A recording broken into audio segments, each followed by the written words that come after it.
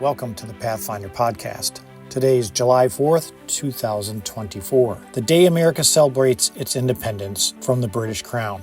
For nearly 60 years, Britain and France contended for territories in North America with conflicts such as King William's War of North America, 1689 to 1697, Queen Anne's War, 1702 to 1713, and King George's War, 1744 to 1748, which led to the French and Indian War, the American phase of a worldwide 9 years war, 1754 to 1763. Many British colonialists risked life and limb for the crown during these conflicts. The book, A Powerful Mind, authored by Adrienne M. Harrison, a West Point graduate who served for 12 years as a commissioned officer and former assistant professor of American history at the United States Military Academy at West Point, details Washington's sacrifices during these conflicts as an officer in the Virginia Colonial Regiment in pursuit of and being denied a regular British Army commission. Similar experiences had been seen with British rejection of Benjamin Franklin's scientific pursuits and rejection of Thomas Jefferson's writings. In 1774, the British Parliament enacted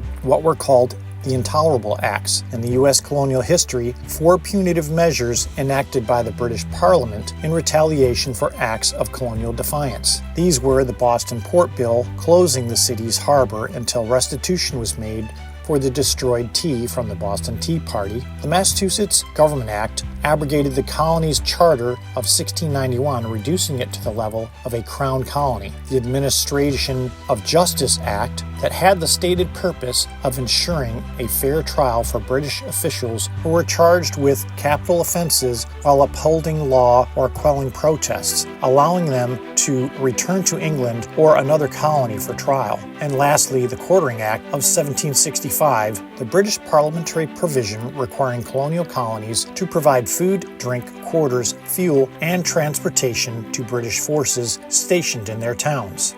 June 7, 1776, Virginia delegate Richard Henry Lee formally suggests that the colonies declare independence from Britain. The Continental Congress later appoints a committee to write the formal document declaring independence. Thomas Jefferson was tapped to write the first draft. On July 2, 1776, Congress voted to declare independence. Later on July 4, 1776, Congress ratified the text of the Declaration. John Dunlap, the official printer to the Congress, worked through the night to set the Declaration in type and print approximately 200 copies. One copy crossed the Atlantic, reaching King George III months later. The official British response scolded the, quote, misguided Americans and, quote, their extravagant and inadmissible claim of independence. Today, we remember and celebrate the Declaration of Independence as a culmination of events that led to the Revolutionary War, which eventually freed our country from a ruling monarchy and set us on the course as a unique constitutional republic that limits the powers of the federal government and protects the rights of the individual. As a remembrance of our independence, we as a country celebrate with fireworks and festive gatherings. My form of remembrance is to ensure the flag that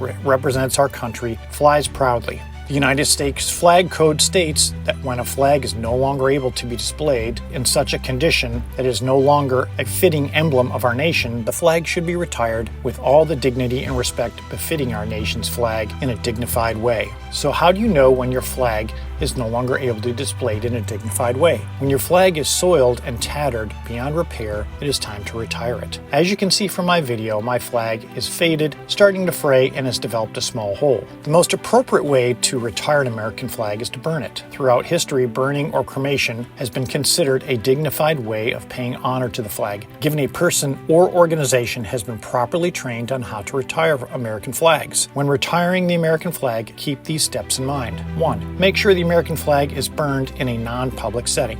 2. Make sure the event is solemn, dignified, and respectful. 3. Make sure you create a fire that is sizable enough to burn the flag in its entirety, but not so large that it will carry bits of the flag off into the wind. 4. Bury the ashes of the flag. Some flags are made with synthetic fibers, burn quickly, and can emit toxic gases. In this case, it may be useful to have a properly trained organization retire your flag.